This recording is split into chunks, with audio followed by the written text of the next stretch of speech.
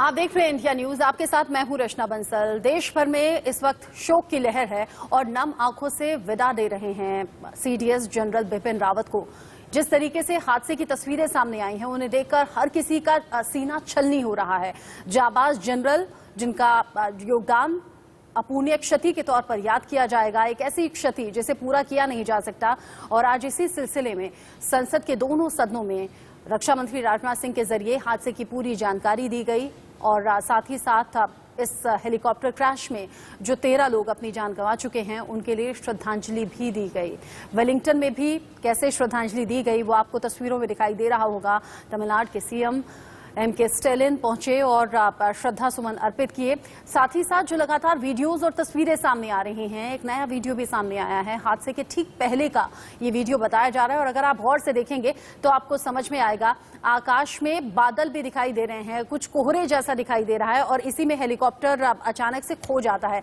Helicopter crash हादसे के बाद से ही देश सदमे में है और इसी दौरान रक्षा मंत्री राजनाथ सिंह ने भी दोनों सदनों में बयान दिया। इस वक्त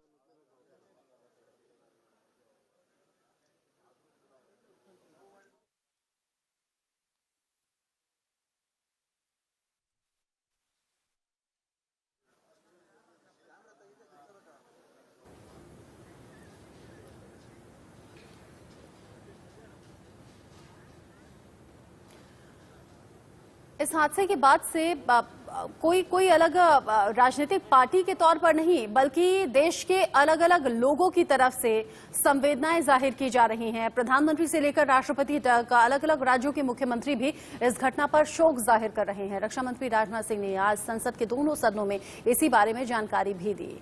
आप सुनिए।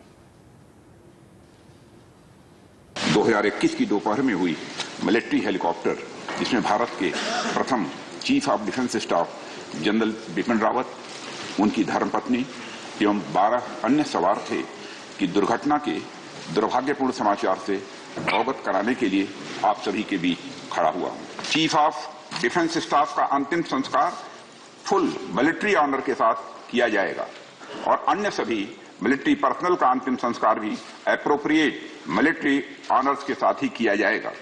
अध्यक्ष महोदय, मैं देश की ओर से सभी दिवंगत लोगों को श्रद्धांजलि अर्पित करता हूं और उनके परिवारजनों के प्रति संवेदना भी व्यक्त करता हूं। चीफ ऑफ डिफेंस स्टाफ का अंतिम संस्कार फुल मिलिट्री ऑनर्स के साथ किया जाएगा और अन्य सभी मिलिट्री पर्सनल का अंतिम संस्कार भी एप्रोप्रिएट मिलिट्री ऑनर के साथ किया जाएगा। अध्यक्ष महोदय, अंत में मैं देश की ओर से सभी दिवंगत लोगों को हार्दिक श्रद्धांजलि अर्पित करता हूं और उनके परिवारजनों के प्रति अपनी संवेदना भी व्यक्त करता हूं। राजनाथ सिंह ने जानकारी दी कि किस तरीके से हादसा पेश आया और महज 20 मिनट की उड़ान थी और इसके 20 मिनट के बाद ही वो हुआ जिसने सबको हिलाकर रख दिया, जिसकी कल्पना किसी ने की नहीं थी। इस बीच आगरा के लाल विंग कमांडर पृथ्वी सिंह का भी हेलीकॉप्टर क्रैश हादसे में निधन हुआ है। इंडिया न्यूज पर विंग कमांडर पृथ्वी सिंह का परिवार जुड़ा, उनसे बातचीत की, सुनिए आप।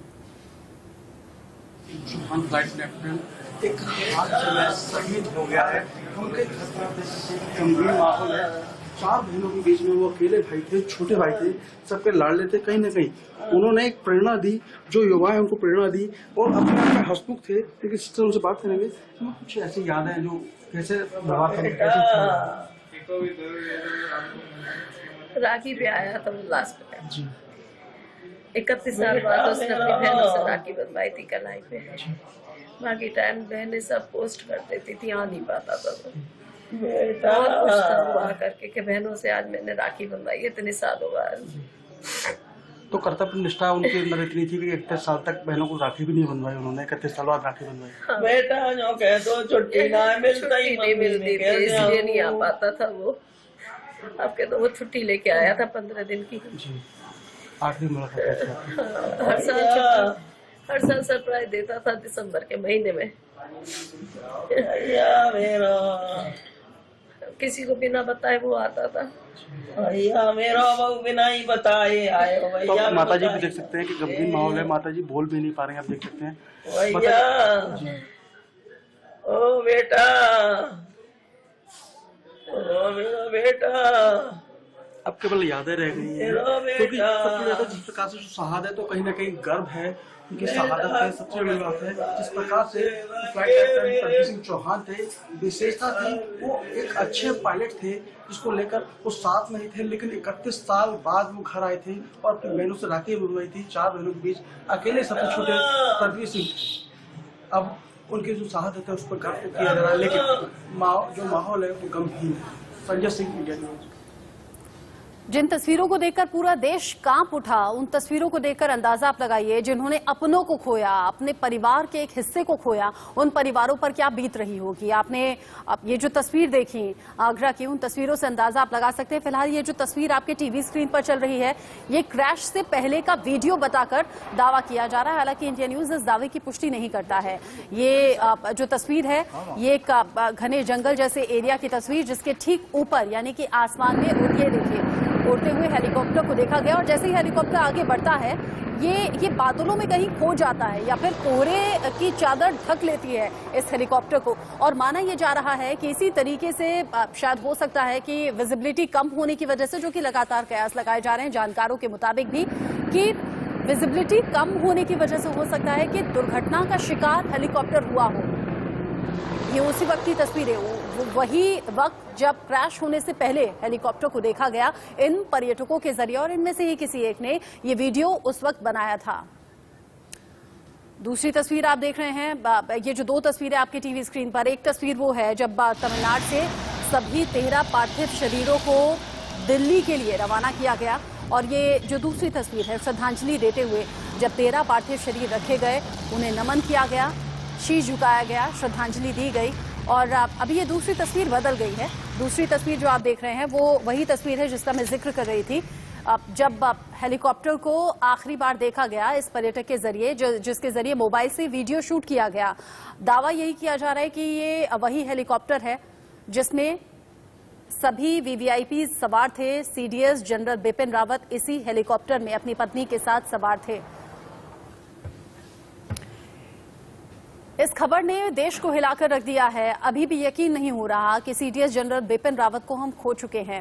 हालांकि अपूर्णीय क्षति है, इसे कभी भरा नहीं जा सकता, लेकिन देश भर में शोक की लहर है। इस मौके पर उत्तराखंड के मुख्यमंत्री पुष्कर सिंह धामी ने 3 दिन के राजकीय शोक का ऐलान भी कर दिया है। सुनिए जरा। पहला दिन था इस विधानसभा सत्र का। आज हमने पूरा का पूरा सत्र जो है जनरल बिपिन रावत जी को समर्पित किया है। श्रद्धांजलि आज निश्चित रूप से ऐसे सपूत जिन्होंने माँ भारती का और हमारे उत्तराखंड का गौरव बढ़ाने का काम किया, हमेशा उन्होंने संपूर्ण जीवन भर केवल और केवल माँ भारती की सेवा की, वो हमारे गौरव थे। और जो काम उन्होंने किए हम उनको कभी भुला नहीं सकते। उत्तराखंड राज्य को बहुत अपूर्णीय क्षति हुई है, वैसे तो पूरे भारतवर्ष को हुई है। पूरी हमारी सेना के लिए जो काम उन्होंने किया था, देश के लिए किया था, आने वाली पीढ़ियों के लिए किया था, वो हमेशा याद आएंगे। उत्तराखंड से ही बिलोंग करते थे सीडीएस जनरल बिपिन रावत, और ऐसे में उनके जाने के बाद उत्तराखंड में खासा दुख देखा जा रहा है, जिसका जिक्र पुष्कर सिंह धामी भी कर रहे थे। इस पर बातचीत करने के लिए अजय श्रीवास्तव और राहुल गौतम दिल्ली से 2 संवाददाता मेरे साथ जुड़ गए हैं, जो कि ताजा जानकारी हम तक पहुंचाएंगे। राहुल गौतम, पार्थिव शरीर तमिलनाडु से रवाना किए गए हैं, अब दिल्ली पहुंचने का समय क्या कुछ है? कहां पार्थिव शरीर रखे जाएंगे? तकरीबन 4 बजे जो पार्थिव शरीर है सीडीएस जनरल रावत का, वो पालम टेक्निकल एरिया में लाया जाएगा। उसके बाद उसको जो पार्थिव शरीर है उनको जो घर है उनका 3 के कामराज मार्ग, वहां पर रखा जाएगा अंतिम दर्शन के लिए। बताया जा रहा है कि प्रधानमंत्री नरेंद्र मोदी खुद जाकर वहां पर परिवार से मुलाकात करेंगे, सांत्वना देंगे और अंतिम जो लास्ट रिस्पेक्ट है सीडीएस जनरल रावत को वो भी देंगे। इसके अलावा जो तीनों सेनाओं के जो अध्यक्ष हैं वो भी वहां पर पहुंचेंगे, क्योंकि आप जानते हैं कि वो तीनों सेनाओं को कमांड करते थे। तो जितने भी सेना के अंग हैं, चाहे वो वायुसेना हो या नेवी हो या आर्म फोर्सेस हो, इनके चीफ वहां पहुंचकर दर्शन देंगे। और उसके बाद जितने तमाम नेता हैं बड़े, चाहे विपक्ष के नेता हो, चाहे तमाम आला बड़े अधिकारी, वहां पर पहुंचेंगे। और कल बताया जा रहा है कि उनका अंतिम संस्कार दिल्ली कैंट में जो बनाल स्क्वायर मौजूद है वहां पर किया जाएगा। और इसके बारे में जो जानकारी मिल रही है कि तकरीबन सुबह 10 या 11 बजे के आसपास उनका अंतिम संस्कार किया जाएगा, जिसमें तमाम बड़े अधिकारी और बड़े नेता वहां मौजूद रहेंगे। अंदाजा लगा सकते हैं राहुल कितना मुश्किल वक्त ये देश के लिए भी है और खासतौर से उन परिवारों के लिए जिन्होंने अपनों को खो दिया है। अजीत श्रीवास्तव भी हमारे साथ बने हुए हैं। अजीत श्रीवास्तव, ब्लैक बॉक्स का इंतजार बड़ा हो रहा था कि ब्लैक बॉक्स के जरिए शायद असली वजह निकलकर सामने आए कि क्या कुछ हादसे की वजह थी, क्योंकि अभी तक तो सिर्फ कयास ही लग रहे हैं, असल वजह अभी तक भी मालूम नहीं हुई है।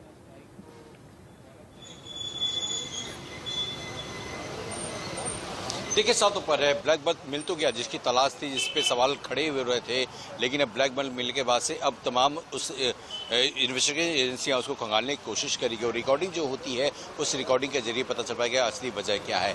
लेकिन जो मेरी तमाम जानकारों से बातचीत हुई उनका सातों पर ये कहना है कि जब कोई पायलट जब प्लेन या हेलीकॉप्टर उड़ाता है उससे पहले खुद वो वेदर की पूरी तरह से मॉनिटरिंग कर फिर वो चलाता है। यानी वो एक्सपर्टीज था जो उड़ाने वाला पायलट था, उसे हर चीज की नॉलेज थी, कई बार वो उड़ान उस जगह पे भर चुका था।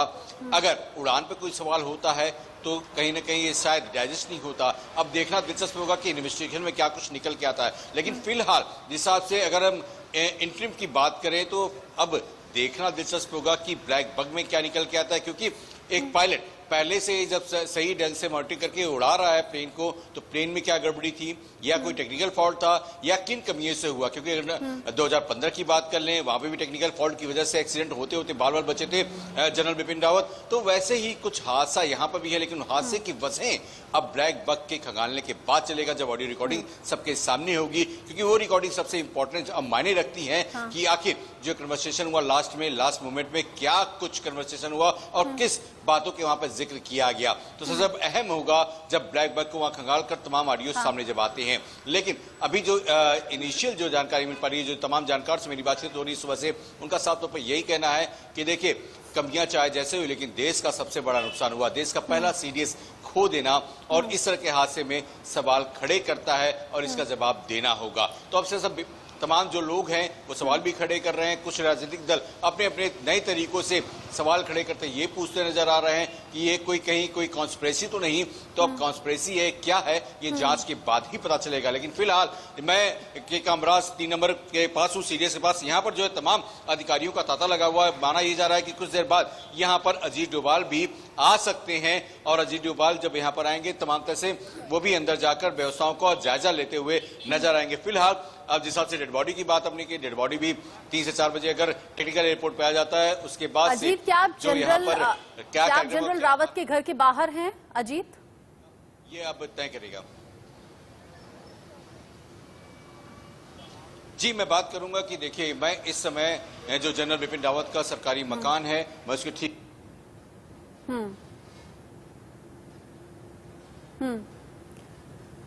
अजीत बता रहे हैं कि सीडीएस जनरल बिपिन रावत के घर के बाहर सुरक्षा पहरा और ज्यादा कड़ा कर दिया गया है, और जनरल रावत को लेकर जब जिक्र किया जा रहा है तब वो सदमा लोग महसूस कर पा रहे हैं, वो दुख लोग महसूस कर पा रहे हैं जो इस वक्त देश नुकसान का अंदाजा लगा पाना भी मुश्किल है। ये एक अपूर्णीय क्षति है।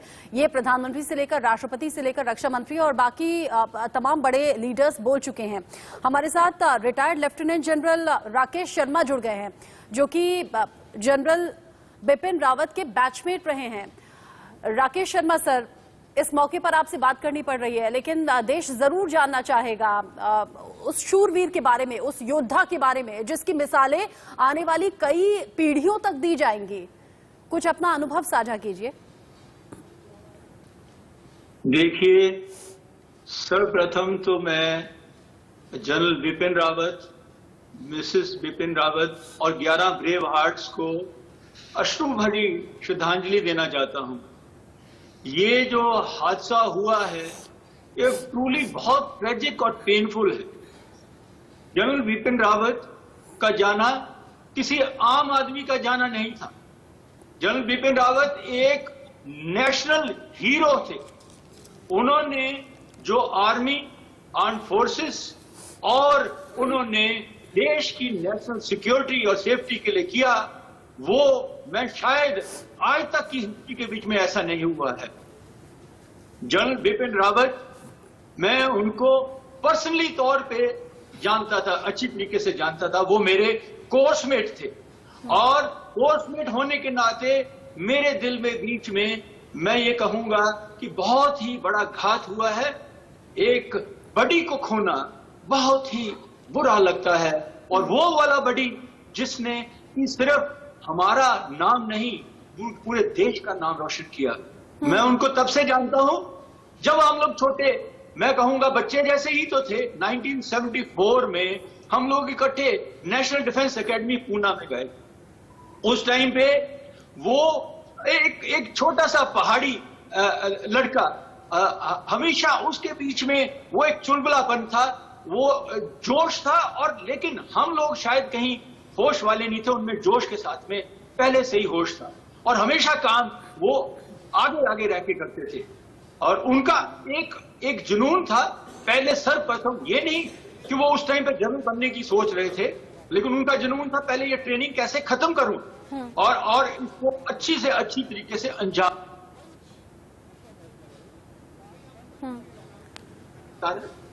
उनको एक स्टेप पीछे लेना पड़ा, यानी कि वो पीछे थोड़ा सा हुए, लेकिन कोई नहीं होता उनकी जगह तो शायद दिल तोड़ दे।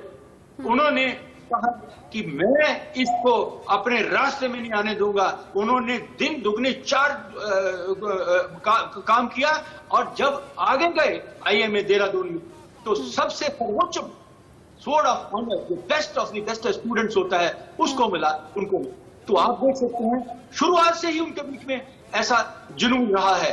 तो मैं ऐसे जो नेशनल हीरो, जो एक बहुत कॉम्पिटेंट है, उनको मैं श्रद्धांजलि देता हूं, और मैं बोलता हूं कि देश ने बहुत कुछ खो दिया उनके जाने से। बिल्कुल सर, पूरा देश तो श्रद्धांजलि दे ही रहा है। कल से लेकर लगातार उनकी उपलब्धियों का ही तो जिक्र है, उनके तमाम वो जीते हुए पुरस्कार, उनके तमाम उन मेडल्स का जिक्र हो रहा है। देश के लिए जो योगदान उनका रहा पूरे करियर में, उसकी बात लगातार हो रही है। उनकी काबिलियत को देखते हुए ही देश में पहली बार CDS की पोस्ट निकाली गई। ये बड़ी जिम्मेदारी उन्हें दी गई, तीनों सेना के बीच में तालमेल बिठाने की बड़ी जिम्मेदारी उनके कंधों पर। ये एज अ योद्धा उनकी खूबियां हमने जानी।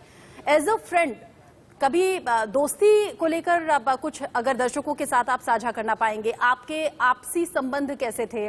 आप दोस्ती को लेकर कितने डेडिकेट थे, या फिर अपने परिवार के लिए उनकी डेडिकेशन कैसी थी? देखिए, वो दोस्तों के दोस्त थे, यारों के यार थे, और एक सिंपल और स्ट्रेट फॉरवर्ड, बहुत ही हम्बल इंसान थे।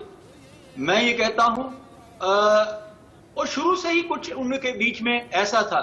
जब उनको स्वॉर्ड ऑफ ऑनर मिला देहरादून के बीच में, हम भी तो थे उस टाइम पे, लेकिन मेरे से जब मिला विपिन, तो मेरे को RK बोलता था।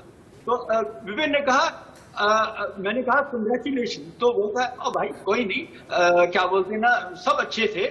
तो वो क्या बोलते मुझे मिला। तो यानी कि उसकी जो हम्बलनेस थी वो उसी टाइम पे जाहिर हुई, और वो कभी भी वही नहीं दिखाता थे कि वो बहुत ही कोई ज्यादा अच्छे हैं या कोई उनसे कम है। पहली चीज तो वो है। दूसरी चीज, जब वो एक यंग ऑफिसर थे यूनिट के बीच में, मैं तो उनकी यूनिट का नहीं, वो तो एक गोरखा सोल्जर थे, और गोरखा सोल्जर्स में क्या होता है, वो एक बिल्कुल जो चीज ठान लेते हैं वो करते हैं। तो उनकी जो ex-CO है, उनके बटालियन के अफसर हैं, उनके माध्यम से जो मैं जानता रहता था, वो बोलते थे ये एक बहुत ही डायनामिक और एंटरप्राइजिंग यंग अफसर थे, और वो बोलते थे कि he will go a long way. और देखो उन्होंने कहां से कहां पर पहुंच गए। हम भी पहुंचे, लेकिन उन्होंने, मैं ये तो कहूंगा कि वो हमसे बहुत कदम आगे थे, और कभी भी उन्होंने ये महसूस नहीं होने दिया कि वो इतना हमसे आगे जानते थे। और मैं ये कहूंगा, हम लोग जब बटालियन की कमांड की इकट्ठे, हम लोग, मैं याद करता हूं वो पर्सनल इंसिडेंट्स, जब हम लोग हायर कमांड, यानी कि जो सबसे अच्छी कमांड करते हैं, तो उनको हायर कमांड के लिए भेजा जाता है। तो हम लोग इकट्ठे थे, तो हम लोग बगैर फैमिलियों के गए हुए थे, हमारी फैमिलीज कहीं और थी। तो उस टाइम पे उनके साथ में कभी शाम की वॉक, कभी कहां पर बात होती रहती थी। तो मैं उनसे पूछता था कि अरे विपिन, ये क्या है, तू हर चीज के लिए सवाल करता है, हर चीज के तू वो बीच में नुक्ता करता है, तो क्या कारण है? तो वो बोलता, मैंने कहा तुझे ऐसा नहीं करना चाहिए। तो वो बोलता था कि ओए आरके, और जब तक आप सवाल नहीं करोगे, why, if you do not know how and why, where will be the change, change कहां से आएगी? और चेंज जो है बेटरमेंट के लिए होती है। तो मुझे आज भी उसकी बात याद आती है, वो हमेशा एक रेवोल्यूशनरी आदमी था, और उस टाइम पे भी कोई भी लेक्चर होता था, कुछ भी होता था, उसमें सवाल पूछता था कि सर ये आर्ट कैसे हुआ और क्यों इसको ऐसे कैसे नहीं कर सकते थे। तो इस वही एक एक्सपीरियंस जो मेरे पास में है। हम आर्मी हेडक्वार्टर में दिल्ली में थे, हम लोग, वो वाइस चीफ थे, मैं डायरेक्टर जनरल ऑपरेशन लॉजिस्टिक्स था। हम लोगों ने इकट्ठे बैठ के बहुत चीजें ऐसे प्लानिंग की है, डिस्कस की हुई है। तो मैं उनकी पर्सनली तौर पे जो एक चीज जानता हूं कि वो बहुत ही ऑलवेज कंपैशनेट और बहुत ही अप्रोचेबल थे। उनकी जो भी इंसान था, चाहे छोटा सा छोटा था, चाहे कोई जवान था, चाहे वो कर्नल था, कोई जनरल था, जो भी उनको अप्रोच करता था, वो उसको शांति से सुनते थे, और उसकी बात को सुन के वो हमेशा उसका हौसला अफजाई करते थे। जो कर सकते थे करते थे, और जो वाजिब नहीं था, जो ठीक नहीं समझते थे, कभी नहीं करते थे। ये एक बहुत स्ट्रांग उनमें पर्सनैलिटी थी। तो मैं उन चीजों को याद करता हूं। मैं कहता हूं शायद जनरल बिपिन रावत बनने के लिए बहुत कुछ अपने बीच में बिल्कुल होना सही कह रहे हैं आप। इतनी डायनामिक पर्सनालिटी जिनके बारे में जितनी चर्चा की जाए उतना कम होगा। आप उन किस्सों को याद कर रहे हैं, लेकिन अब जनरल बिपिन रावत अब हमारे बीच तो नहीं है, लेकिन शौर्य की ऐसी कहानी, शौर्य की ऐसी इबादत उन्होंने लिख दी है जिन्हें पीढ़ियों दर पीढ़ियों न सिर्फ याद किया जाएगा बल्कि एग्जाम्पल सेट किया है उन्होंने। सर आप रहिएगा हमारे साथ। वक्त फिलहाल छोटे से ब्रेक का यहाँ पर हो गया।